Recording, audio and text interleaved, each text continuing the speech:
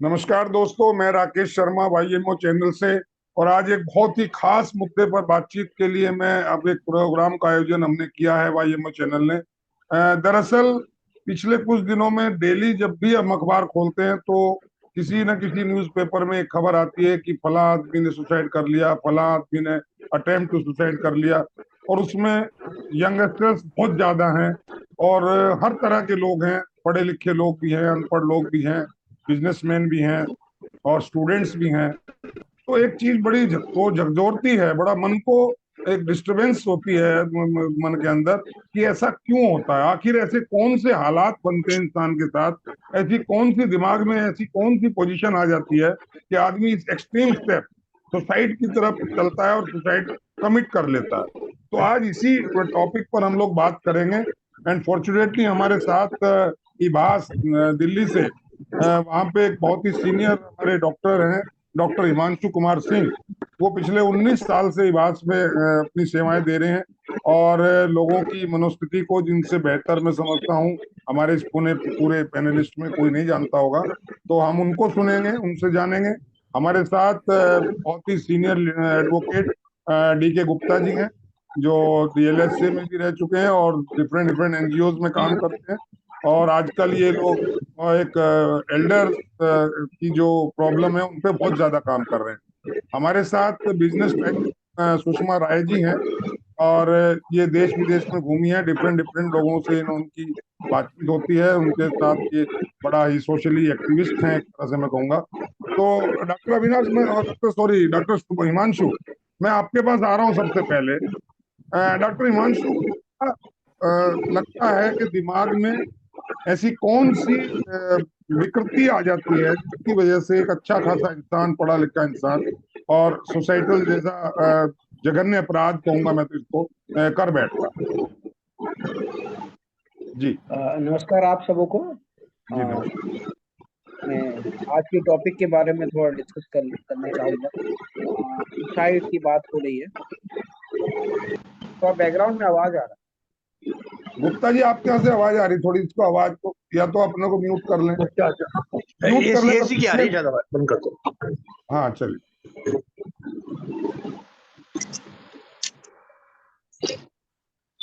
सब। जी डॉक्टर ठीक है, साहब। वो सबसे एसी की दीवार। जी। सबसे पहले इस बात को समझना होगा कि सुसाइड होता क्या है। जी। सुसाइड वो क्षण है, सुसाइड वो कृत्य है जो एक इंसान अपनी जान को खुद लेता है। इसको हम सुसाइड कहते हैं, और ये कृत्य हम तभी करते हैं जब हमें कहीं से किसी तरह की कोई आशा नहीं रहती है।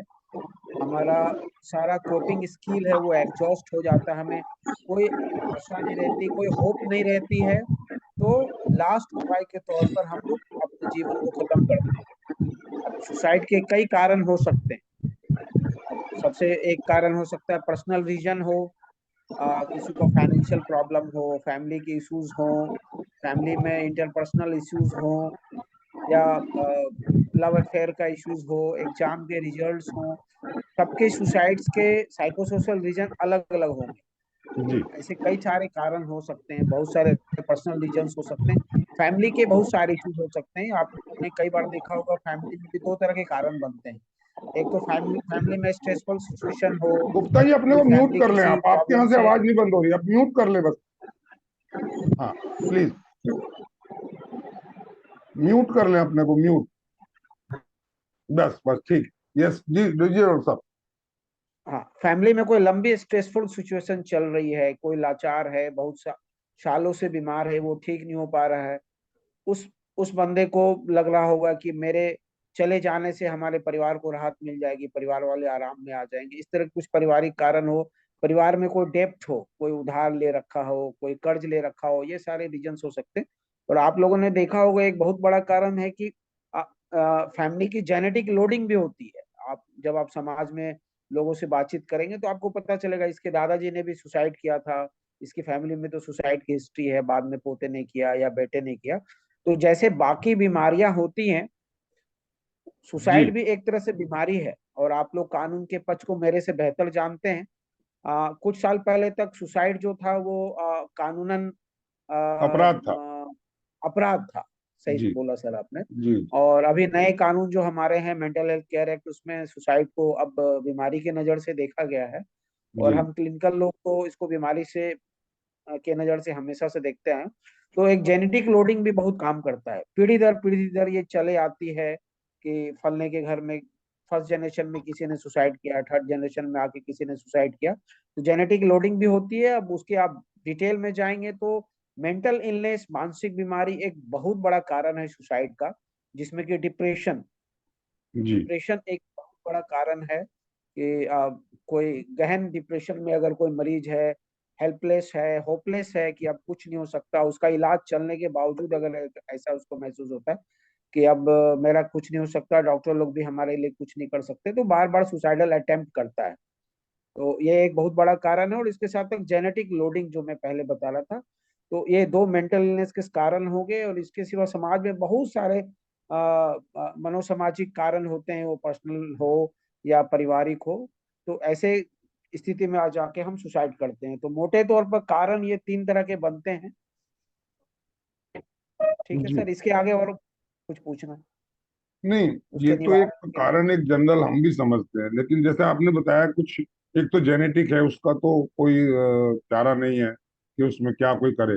वो तो अगर जेनेटिक है तो कहीं ना कहीं उसके वो लक्षण उभर आएंगे किसी न किसी स्टेज। हाँ, उसमें दो चीजें होता है मेंटल इलनेस में। जब आप देखेंगे तो डिप्रेशन का पेशेंट होगा, या कई जी बार हमारा साइकोसिस का पेशेंट होता है समाज में। अब कुछ साल पहले कोविड के आसपास या उसके पहले आप लोगों ने देखा था, बुराड़ी में एक कांड हुआ था, परिवार के जी, पूरा छह परिवार सात 10 लोगों ने लोग थे इकट्ठे जी, सुसाइड कर साथ में लिया। जी। 10 लोग सुसाइड कर लेते। तो उसमें क्या होता है कि साइकोसिस में क्या होता है कि बिलीफ सिस्टम होता है, शेयर डेल्यूजन हम लोग बोलते हैं, कि मैंने एक एक विचार है जिसको हम मानते हैं और उसके हिसाब से हम एक्ट करते हैं, जैसे अपनी बलि चढ़ा देना, परिवार की बलि चढ़ा। और कई बार होता है कि मानसिक बीमारी में ऐसे बहुत सारे लक्षण होते हैं जो लोगों को कानों में आवाज आती है। अब वो आवाज कई तरह की हो सकती है, सीटी की आवाज हो, गाड़ी की आवाज हो। कई बार वो इंस्ट्रक्शंस होता है, कमांडिंग हेलुसिनेशन हम लोग बोलते हैं आवाजें आने को। आवाज आने वाली कृत को हम लोग हेलुसिनेशन बोलते हैं। ये मानसिक बीमारी में बहुत बड़ा लक्षण है। तो आवाजें उनको थॉट प्रोसेस में इंस्ट्रक्शन देती है कि तुम ऐसा कर लो, सेल्फ हार्म करो, ये सारी चीजें। तो उस पर एक्टिंग आउट बिहेवियर, हम एक्ट करके भी अपनी जीवन लीला समाप्त करते हैं। डॉक्टर साहब, ये लेकिन आपने बहुत बढ़िया बात कही कि जो आवाजें आना शुरू होती हैं, ये वाकई ये मेडिकली प्रूव है कि ऐसा होता है, आपने बताया। हाँ, ये मेडिकली जबकि प्रूव है। जबकि हिंदुस्तान में जहां तक हमने सुना है, और मेरे और पैनलिस्ट भी यहाँ बैठे हैं, इसको आवाजें आने को हम लोग कोई तीसरी शक्ति मान लेते हैं, जिसको भूत प्रेत या कोई इस तरह की ऊपरी हवा का एक वो कहते हैं। और अनेक बाबाओं के पास, पीर और मौलवियों के पास, और मंदिर मस्जिदों में जाते हैं और उसका इलाज कराने के लिए। तो क्या उससे और ज्यादा दिमागी हालत खराब होती है, डू यू थिंक, या वो बिल्कुल। उससे कुछ रिलीफ मिल सकता है? वो कोई नहीं ऊपरी हवा देखिए, नहीं है, बल्कि एक बीमारी है। नहीं वो बीमारी, देखिए मानसिक बीमारी में दो तरह की बीमारी होती है। एक हम लोग स्पेक्ट्रम, साइकोसिस का स्पेक्ट्रम रखते हैं, जिसमें मरीज को पता नहीं चलता कि वो क्या कर रहा है। जैसे उसको कुछ आवाजें सुनाई देगी, उस पर एक्टिंग आउट बिहेवियर होगा, या उसको शक होगा कि घर वाले मेरे पीछे पड़े हैं या एक पड़ोसी मेरे पीछे पड़ा है, सस्पिशियस। तो वो बिलीफ सिस्टम होगा, वो उसके थॉट्स की प्रॉब्लम होगी। और ये जो आवाजें आनी हो, किसी को आवाज आएगी तो एडिटरी हॉल्यूसिनेशन होगा, कानों से वैसी आवाज आएगी जिससे हम और आप सुन रहे हैं। कई बार किसी को कुछ गंदी चीज सूंघने का आएगा, सड़ी हुई टमाटर का गंध आ रहा है, चूहा मरने का गंध आ रहा है। घर में होता है कि वाइफ पर एलिगेशन लगाता है हस्बैंड कि तुमने टमाटर को सड़ा रखा है फ्रिज में, जबकि ऐसा कुछ नहीं है। तो उसको हम लोग ऑल्फैक्टरी हेलुसिनेशन बोलते हैं कि वो गंध आएगा।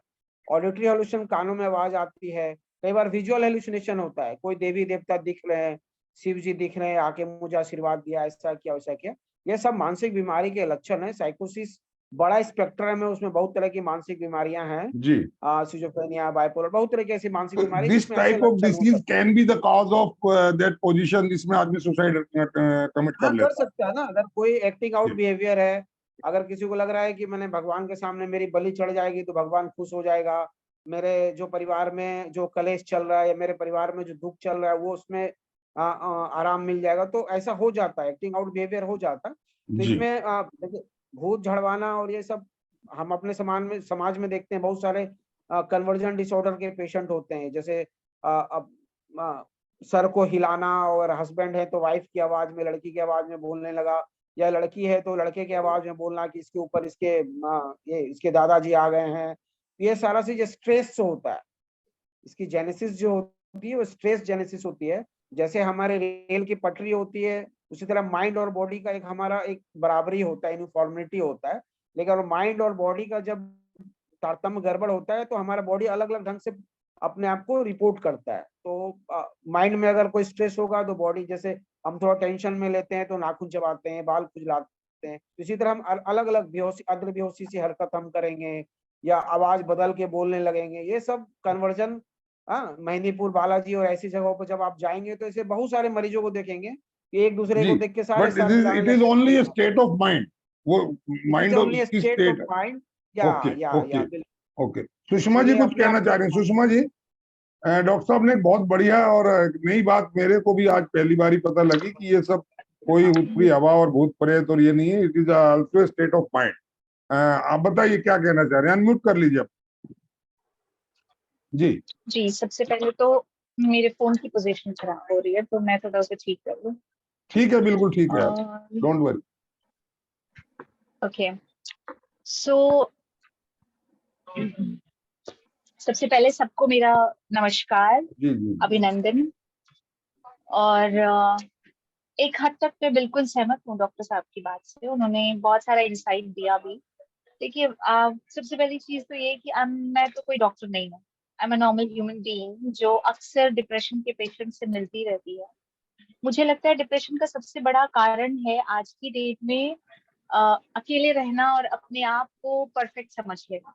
अगर मैं ये सोचती हूँ कि मैं बिल्कुल परफेक्ट हूँ और मुझे सब कुछ आता है, मेरे पास अगर कोई प्रॉब्लम है तो मैं उसे गूगल करके या दोस्तों से एक दो सिम्टम्स बता करके उस जानकारी को इकट्ठा कर लूँ और फिर उसको ढूंढना शुरू कर दूँ अपने अंदर। तो अगर मैंने कोई इन्फॉर्मेशन कलेक्ट कर ली है तो ऑब्वियसली एक बात तो मुझे बिल्कुल कनेक्टिंग लगी और अच्छी भी लगी डॉक्टर साहब की कि ये सब माइंड गेम है। अगर मैं डिप्रेशन में नहीं भी हूँ और मैं वो इन्फॉर्मेशन कलेक्ट कर रही हूँ और उसको पढ़ रही हूँ, मैनिफेस्ट हो रही है चीजें, तो मैं अपने अंदर उस सिम्टम को ढूंढना शुरू कर देती हूँ, मेरे अंदर है कि नहीं है वो। और इस जद्दोजहद में हम कब कनेक्ट हो जाते हैं उन सिम्टम्स से, कब वो उन चीजों को, उन गुणों को अपना लेते हैं, हमें पता ही नहीं चलता है।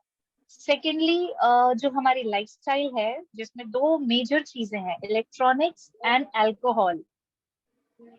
इलेक्ट्रॉनिक्स वाइब्रेशंस आर डेफिनेटली, वो हमें हेल्प कर रही हैं, हमारे ब्रेन को मैनिपुलेट कर रही हैं, हमें इफेक्ट कर रही हैं। और alcohol is something, if you are using it or overdose और रेगुलरली भी, अगर आप एक नॉर्मल डोज में भी रेगुलरली ले रहे हैं, आपका माइंड, स्टेट ऑफ माइंड एक टाइम के लिए एक दूसरे स्टेट में चला जाता है, wherein you do not have any senses that what are you doing, what are you not doing it। और वो पर्टिकुलर पोजीशन आप अपने ब्रेन को हर रोज या एक रेगुलर ब्रेक पे दे रहे हो, which was not the practice earlier. तो ऑफ कोर्स एक टाइम के बाद ये जो सिम्टम्स हैं, ये अगर नहीं भी हैं तो आ जाते हैं, and then you start feeling alone, you start feeling कि मेरे पास, I am not capable of doing few things. Of course हमारी फीलिंग ही पहले जनरेट होती हैं और वो फिर कन्वर्ट हो जाती है डिप्रेशन में, then it comes to anxiety, and हमारे एंजाइटी का हाईएस्ट लेवल जाता है। मीन्स आपका कहना है कि आदमी जब अपने को अकेला महसूस कर ले तब वो एक पोजीशन पे आता है कि कहीं से लगता है you are not required in the public, और इस दुनिया में तेरी कोई जरूरत नहीं है, तो चलता हूँ। ये एक पोजीशन उसको हिंदी में कहा जाए तो आ सकती है। हमारे साथ डॉक्टर लता सुरेश जुड़ गई हैं। वेलकम डॉक्टर लता सुरेश जी। बहुत ही अच्छी साहित्यकारा हैं और बहुत ही इन्होंने बहुत सारी किताबें लिखी हैं और पब्लिक डोमेन में इन्होंने अपने, मैं समझता हूँ, अपनी लाइफ ही लगा रखी है। डॉक्टर लता, आपने सुना, डॉक्टर साहब को भी सुना और सुषमा जी को भी सुना, जी जी जी जी। आपकी राय में ऐसा कौन से हालात है जिसकी वजह से आदमी सुसाइड जैसा इतना जघन्य अपराध कर बैठता है? मैं इसको कोइंसिडेंस कहूंगी। मैं अपनी एक किताब पे काम कर रही थी जब आपका मैसेज आया। जी मेरी किताब का टाइटल है miracles do happen with positive thinking. और इस किताब को लिखने की प्रेरणा भी मुझे ऐसे ही एक व्यक्ति से मिली है। जब मैं मुझे एज अ स्पीकर बुलाया गया था एक यूनिवर्सिटी में, बहुत बड़ी यूनिवर्सिटी है, वहाँ मेरे लेक्चर के बाद, और टाइटल यही था, miracles to happen with positive thinking, मेरे लेक्चर का। उस बच्चे ने 3000 की भीड़ में से निकल के हाथ उठा के कहा कि मैम मैं कुछ कहना चाहता हूँ। जी मैंने उसको कहा कि आइए आप स्टेज पे आके बोलिए।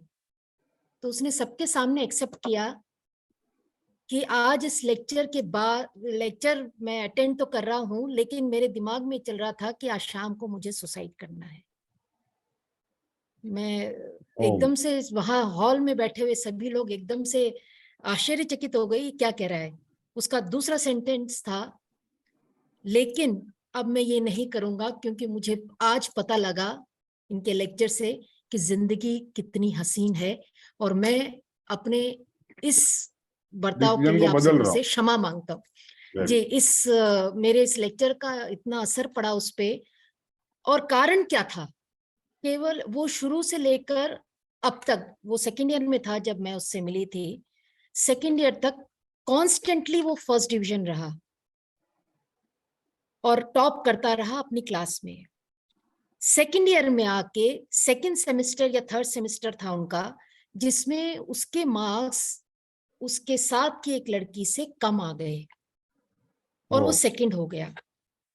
केवल इसी वजह से उसने ये कदम उठाने का सोचा।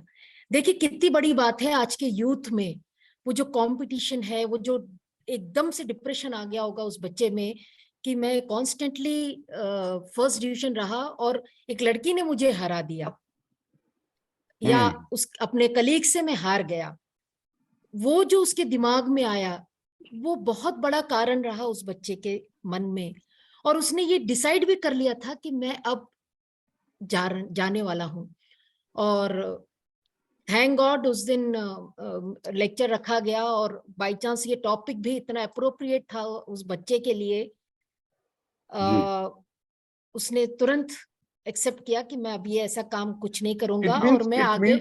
ये एक कंडीशन ये हुई कि आदमी के अंदर जो कंपटीशन है और उस कंपटीशन में आदमी टॉप पर रहना चाहता है, उसको लगता है कि सेकंड आ गया तो तेरी लाइफ खत्म हो गई, ये मन में ये आया। बिल्कुल आज इवन और हमारे पेरेंट्स इसमें भी कहीं हम लोगों को पेरेंट्स जिम्मेदार है, जो नर्सरी के बिल्कुल बच्चे को भी है। कहते हैं यू शुड बी फर्स्ट। अरे जी फर्स्ट जी नहीं आए। आज जी आज देखिए ना सोशल मीडिया में लगातार मेरे बच्चे ने 96% हासिल किया, मेरे बच्चे ने 98%। मतलब आप ये 10th 12th के रिजल्ट के बाद आपने देखा होगा सोशल मीडिया में बस जी हाँ यही जी पोस्ट जी चल रही बिल्कुल थी। बिल्कुल ये बिल्कुल। अच्छी बात है, बच्चे को एंकरेजमेंट मिलता है, मना नहीं है, लेकिन जिसके लेकिन 90% उस आए उसका नहीं, डिप्रेशन आ जाता हाँ है। वो डिप्रेशन में आ जाता है कि अच्छा, पेरेंट्स फिर दबाव देना शुरू करते हैं, देखो मेरे फ्रेंड के बच्चे ने इतना हासिल किया, तुमने नहीं किया, तुम आगे कर पाओगे नहीं कर पाओगे, तुमने साइंस क्यों नहीं ली, कॉमर्स क्यों ली, आर्ट्स क्यों ली। एक मूवी आई थी 3 इडियट्स जिसमें जी ये हाँ जी बिल्कुल साफ बिल्कुल। बताया गया था कि आज के, मैं तो आज भी मानती हूँ जो हमारा अब जो NEP 2020 आया है, इसके बाद बच्चे में वो एक जो होड़ बचा हुआ है उसमें काफी कमी आएगी, क्योंकि NEP 2020 इस दिशा में काफी अच्छा एक बदलाव में मुझे लगता है शिक्षा में लाएगा। क्योंकि अब तक हम देखते आ रहे थे कि जिस बच्चे के 90 अबव मार्क्स हैं वो साइंस में जाएगा, उसके कम है तो आर्ट्स में, कॉमर्स में, फिर साइंस आर्ट्स का नंबर आता था। एक हम तुलना करने लग जाते थे, बच्चा जैसे बोलता था मैंने आर्ट्स स्ट्रीम लिया है, तुरंत लगता था अच्छा इस बच्चे के कम मार्क्स आए होंगे ये इसीलिए हाँ आर्ट्स लिया है। यस ये परसेप्शन कैटेगराइजेशन बन था, वो चुका था। जी, कैटेगराइजेशन था। कैटेगराइजेशन हो चुका था। लेकिन यस आज मैं मानती हूँ हमारी शिक्षा में इतना बदलाव आ चुका है और इतना स्कोप है आज के टाइम में यूथ के लिए, वो जिस फील्ड में जाना चाहे उस फील्ड में मिरेकल कर सकता है अगर उसमें वो क्रिएटिविटी, वो इनोवेटिव आइडियाज हैं तो किसी भी क्षेत्र में वो उसके मास्टर लिए बन उसे सकता है। काउंसलिंग चाहिए, आपके हिसाब में प्रॉपर जी, काउंसलिंग होनी काउंसलिंग चाहिए। भी, और वो हर काउंसलिंग के हर अलावा अगर अगर माँ बाप थोड़ा सा भी यस वो एनकरेज भी करें, काउंसलिंग के टीचर्स पार्ट एनकरेज है, करें। दे आर आल्सो जी बेस्ट काउंसलर। यस जी। एक और एक मैं उस बच्चे जी का, और मैं बताना चाहूंगी आज वो गवर्नमेंट जॉब में है। वेरी उसने गुड जब वेरी मुझे गुड। व्हाट्सएप करके मुझे बताया कि madam thanks to your lecture उसकी एंड वजह से योर इंस्पायरेशन टू हिम। तो मुझे बहुत आज का अच्छा लगा। लता जी, आज का जो मेरा जी मकसद था वो यही था कि जो हमारा जी यूथ, जी जी स्पेशली यूथ, डॉक्टर साहब से मेरी कल बात हो रही थी, डॉक्टर साहब ने बताया कि जो सुसाइडल जो इंसिडेंट्स हो रहे हैं उनमें मैक्सिमम जो तादाद है वो यूथ की है, और जो हमारे पास पेशेंट भी आ रहे हैं डिप्रेशन के और इनके, वो भी डॉक्टर साहब आपने शायद ये बताया था कि यूथ के ज्यादा आ रहे हैं, यंगस्टर्स उसमें बहुत ज्यादा है। एक हमारे साथ being an advocate Gupta ji हैं हमारे साथ। गुप्ता जी अनम्यूट कर लीजिए अपने आप को। तो हमारे को ये लगता है कि जो हमारा वर्कलोड है और उस वर्कलोड के चलते मैं ये समझता हूँ कि मैं कैपेबल हूँ इस केस को हैंडल करने के लिए, और मैं उस केस को लूज कर जाता हूँ, और उसी केस को या उस जैसे ही किसी केस को एक मेरे से बहुत जूनियर लॉयर या जिसको मैं समझता हूँ कि वो कॉम्पिटेंट नहीं था उसको फाइट करने के लिए भी, वो उस केस को जीत जाता है। तो कहीं ना कहीं एक डिप्रेशन का शिकार होता है एडवोकेट भी, उसको भी टेंशन होती है, वो फिर उसके रीजंस देखता है, और अगर उसके साथ ये रिपीटेडली हो जाए तो उसको लगता है कि तेरी लाइफ बेकार है, you are no more required in this दुनिया, और कहना चाहिए इन दिस सोसाइटी। तो गुप्ता जी अनम्यूट किया, आप प्लीज अनम्यूट कर ले अपने को, गुप्ता जी। हाँ जी, मेरा कहना ये है जी जी हाँ कि जो अकेले लोग रहते हैं जी उनको नियमित कार्य करना चाहिए, सुबह से शाम तक का प्रोग्राम बनाना चाहिए। सुबह में नहा के यहाँ जाऊंगा, पार्क ठीक जाऊंगा, है, ये जाऊंगा, वो तो एक पूरा नियमित दिनचर्या है, उसको खान उसका पान का प्योर ध्यान है। रखें, टाइम का ध्यान रखें। ठीक है, दूसरा जो डिप्रेशन होती है ज्यादा काम की वजह से होती है। ज्यादा काम, जैसे आज 10 काम है, अगर आप एक जैसे जज साहब है, फोकस कर रहे हैं, अब लगा दिए उन्होंने, तो टेंशन होगी, टेंशन से चीज आती है। जी थिंकिंग पॉजिटिव होनी चाहिए, पेट साफ रहना चाहिए, टेंशन बिल्कुल नहीं होनी चाहिए। ये सब कारण है, इनको दूर करने के लिए आपको नियमित रूप से दिनचर्या बनानी चाहिए और नियमित काम करें, खाली ना गुप्ता जी, रहें, खाली ना गुप्ता जी, बैठें, और काम इतना करें जितना कर सकते ये हैं। तो एडवाइस ज्यादा हो गई, ये करोगे तो एडवाइस। तो गुप्ता जी, परेशानी होगी। सर जैसे ये कि तो एडवाइस हाँ, हो गई। टेंशन मान लो 10 काम जी है, जी आप जी 2 काम कर सकते हो, 10 काम आपने ले लिए, टेंशन जी, होगी, टेंशन होनी चाहिए, डिप्रेशन होगा। बट ठीक है, डिप्रेशन दूर ठीक करने है, के लिए अकेलापन नहीं रहना चाहिए। ओके अकेलापन बिल्कुल, अगर अकेले रहते भी हैं तो दिन में सुबह घूमने जाएं, पार्क में जाएं, ठीक है। लोगों के साथ बैठें, बातचीत करें, चीज दूर हो जाएगी। और दीज आर इसके अलावा द एक मेरा कहना ये सजेशन भी है, जी ये इस जो डिप्रेशन की बीमारी है, ये अपने आप अगर डिप्रेशन हो तो पता भी नहीं लगती है। इसके लिए एक्सपर्ट जो डॉक्टर्स हैं, इनकी कमेटी बननी चाहिए इलाके, जो लोगों को बताएं कि आपका ये बच्चा जो है, ये आपका ये जो शख्स परिवार में है, इसको जो है डिप्रेशन है, इसका आप इलाज कराएं, दिखाएं, तो ठीक उससे है। अच्छा होगा, ठीक रहेगा, अ, और वो जो सुसाइड की तरफ नहीं जाएगा। गुप्ता जी, प्रॉब्लम ये है, डॉक्टर साहब बैठे हैं, मेरी बात को तस्दीक करेंगे। अगर कोई आदमी हमें लगता है डिप्रेशन का शिकार है फैमिली में, या हमारा फ्रेंड या फैमिली मेंबर या कोई बहुत अड़ोसी पड़ोसी, और अगर गलती से हम उसको कह दें कि भाई साहब ऐसा लगता है या मैडम ऐसा लगता है, you are the victim of depression, तो वो सबसे पहले हमसे लड़ना शुरू कर देता है इंसान कि आप मुझे पागल समझते हो। डिप्रेशन मीन्स वो कहते हैं कि हम हमें पागल हाँ, कह रहे हैं। बिल्कुल सही बात है। तो ये एक बहुत बड़ी वो है। डॉक्टर साहब मैं आपके पास आ रहा हूँ। बात ये तो रेमेडीज हैं या ये तो क्योर हैं, हम क्या क्या करना चाहिए वो तो ईच एंड एवरीबडी नोज। सुबह मॉर्निंग वॉक करना चाहिए, टेंशन फ्री रहना चाहिए, हंसना चाहिए, बोलना चाहिए, ये सब करना चाहिए, उसमें डायलॉग होना चाहिए आपस में। लेकिन बात जो आज हमारा टॉपिक है कि वो हालात क्या है, मसलन एक फाइनेंशियल लॉसेस हो जाते हैं कई बार इंसान के, वो इतना डिप्रेशन में चला जाता है, एकदम एक्यूट डिप्रेशन में जाके सुसाइड कर लेता है, और बाद में पता लगता है कि वो इसलिए उसने सुसाइड कर लिया कि वो बहुत ज्यादा डेबिट्स में आ गया था। एक बात। नंबर 2, एक आजकल यंगस्टर्स में एक वो लवेरिया जो चल रहा है कि मेरे पार्टनर ने मुझे चीट कर दिया, मेरा दुनिया में कोई नहीं रहा, so I am going to commit suicide. एक वो रीजन भी चल रहा है। तीसरा चल रहा है समाज में जो डॉक्टर लता ने कहा कि कंपटीशन की जो फीलिंग आ रही है, तो लगता है कि अब मैं भी एमबीबीएस एमडी हूँ, सामने वाले भी एमबीबीएस एमडी हैं, तो वो इतना ऊपर क्यों है जबकि मेरे पास उनसे ज्यादा हाई दिमाग है। ऐसा भी कुछ होता है। तो ये सब माइंड के स्टेटस डॉक्टर साहब आपने तो थोड़ा इलोर करें कि इसको मतलब कहाँ तक इसको हम चेक कैसे करें इस चीज। देखिए, मल्टीपल रीजन्स होते हैं, सबके अपने अपने अलग रीजन होंगे, जी लेकिन जो इमोशनली सिचुएशन सबके दुख वाले आते हैं, जी सबके चाहे वो एडवोकेट्स हो, डॉक्टर्स हो, बिजनेसमैन हो, जॉब में करने वाले हो, टीचर हो, सबको प्रॉब्लम आती है, फाइनेंशियल हो, पर्सनल हो, फैमिली के इश्यूज हो, अलग हो। लेकिन हम इमोशनली अपने आप को कैसे स्टेबल रखते हैं, ये जी। बहुत मायने रखता है। अगर कहीं से ऐसा लग रहा है कि हम धोखे खा गए या हमें धोखा मिल गया, तो एक इमोशनल डिस्टरबेंस अगर है, तो अब हम इम्पल्सिव हो जाते हैं। बहुत सामने जो सबसे पहले और कोई विचार नहीं आता, मरने का विचार आता है। शॉर्टकट्स हमें दिखते हैं कि अब तो जीना बेकार है, मर जाना चाहिए। लेकिन इस चीज को समझने के लिए हम जब पारिवारिक जीवन में होते हैं या अपने दोस्त यार होते हैं, तो कोई भी सुसाइडल सोचने वाला आदमी अगर होता है, तो वो बहुत वोकल नहीं होता है कि जी मुझे सुसाइड करना है और मैं तो कल मर जाऊंगा, बहुत वोकल नहीं होता है। वो कुछ ना कुछ हिंट जरूर लेकिन छोड़ के जाता है। जो आप जैसा कह रहे थे डिप्रेशन के बारे में, मैं यहाँ चूंकि आज का परिपेक्ष सुसाइड का है, तो मैं बोलूँ कि जी। सुसाइड के को भी समझना बहुत आसान है। इसीलिए हम लोग अपने हॉस्पिटल में बहुत बार गेट कीपर ट्रेनिंग चलाते हैं। मैंने एक तरह से गेट कीपर वो हुए जो उसके वेल विशर्स हुए, फैमिली के लोग हुए, उसके कलीग हुए जॉब के जगह पे, अगर स्कूल है तो बाकी उसके और बच्चे हुए, टीचर्स हुए, तो हम सब लोग एज ए गेट कीपर अपने आप को सोसाइटी में रख सकते हैं।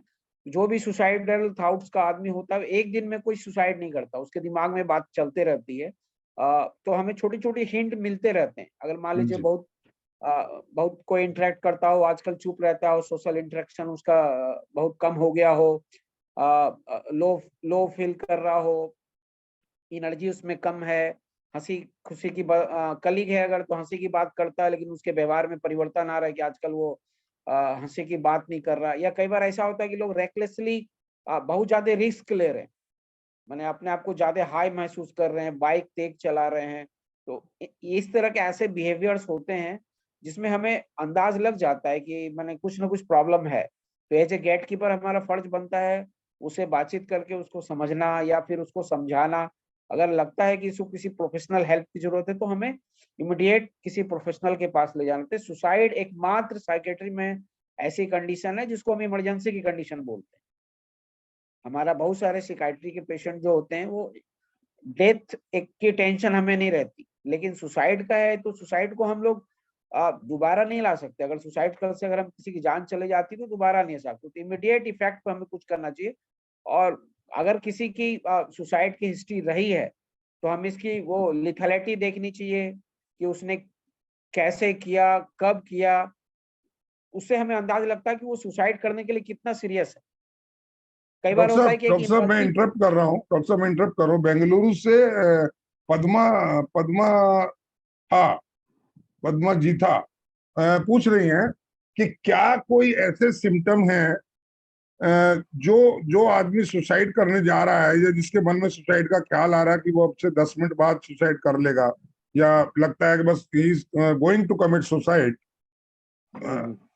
जी डॉक्टर साहब, वो सवाल नहीं। पूछ रही हैं कि क्या क्या जो आदमी सुसाइड करने जा रहा है, ऐसा कोई लक्षण उसके फेस इंप्रेशन पर या कोई ऐसा कोई सिम्टम आता है क्या, जो दूसरा उसका नेबर, घर वाला या दोस्त या कुलीग कोई भी उसको पहचान सके कि he is going to do this blasting thing? देखिए बिल्कुल मैं तो इसको क्वांटिफाई टाइम पीरियड से नहीं कर पाऊंगा कि बिल्कुल 10 मिनट पहले कुछ ऐसा इंडिकेशन हो, लेकिन हाँ कुछ दिनों से वो कुछ ना कुछ ऐसा इंडिकेशन जरूर चल रहा होगा कि वो ज्यादा बेचैन हो, ज्यादा परेशान हो, छोटी छोटी बात पर इरिटेट हो रहा हो, बहुत ज्यादा एजिटेटेड हो रहा हो।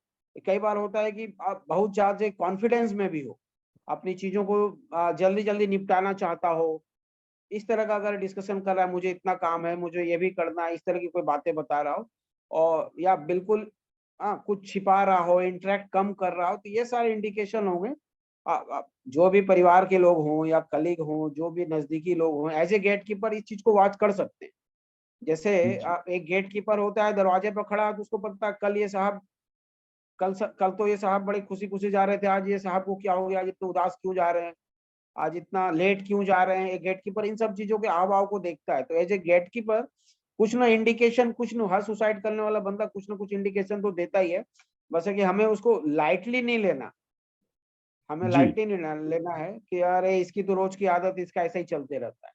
तो डेफिनेटली जो मैंने डॉक्टर साहब मुंबई से रिटायर्ड जस्टिस पटेल पूछ रहे हैं कि क्या किसी आदमी के खान पान में एकदम चेंज आने का मतलब ये है कि वो सुसाइड की तरफ चल रहा है? वो का उसका खाने में रुचि ना लेना, उसको भूख कम लगना या उसका लोगों के साथ बैठकर, फैमिली के साथ बैठकर खाना ना खाना अचानक, क्या इंडिकेट करता है कि he is going to commit suicide? देखिए, सुसाइड की तरफ इंडिकेट करता है ये तो कहना बड़ा मुश्किल है, लेकिन मैं डेफिनेटली कहूंगा कि अगर किसी के व्यवहार में इतना परिवर्तन आए कि लैक ऑफ प्लेजरेबल एक्टिविटी बोलते हैं। अभी डिप्रेशन की बात हो रही थी, तो अब डिप्रेशन है कि नहीं है, अब जब या तो फैमिली वोकल हो, फर्स्ट हैंड कुछ बता पाए, सॉरी पेशेंट वोकल हो और सब कुछ बता पाए अपनी प्रॉब्लम को। अगर अगर फैमिली को वॉच करना है तो हम यही सारी चीजें वॉच कर सकते हैं कि पहले तो बड़ा ये हंसी मजाक करता था, सामने बैठता था, साथ में बैठता था, टीवी देखता था, खाना खाता था। अब लेकिन बोलता नहीं, मेरा खाना मेरे कमरे में ही दे दो, मैं डाइनिंग टेबल पर नहीं आऊंगा। या कम खा रहा है, पहले 4 चपाती खाता था, अब 2 रोटी खाता, खाना स्किप कर रहा है।